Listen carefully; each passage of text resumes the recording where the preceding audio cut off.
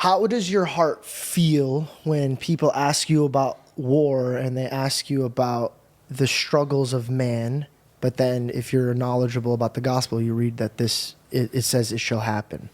Like, what does it do something to your heart knowing that you want to stand and make a difference, but then you read the gospel and you're like, well, I don't know what to do because it says this has to be done for the prophecy to be fulfilled.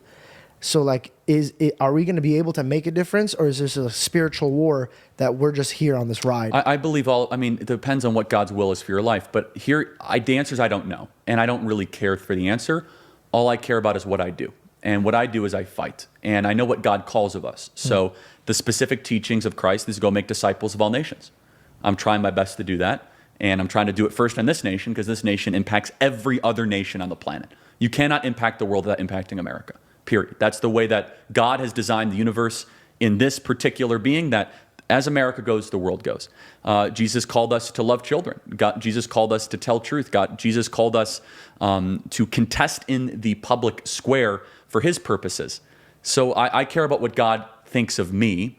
It's a very important distinction, though, because it is tempting when you see the acts and the miracles of God, both in your life and in the scriptures. And this is Dennis Prager who has said this. I always try to give attribution where it's due, to look at God as a celestial butler. To say, God, I could really use an extra bonus at work. Can you please make that work?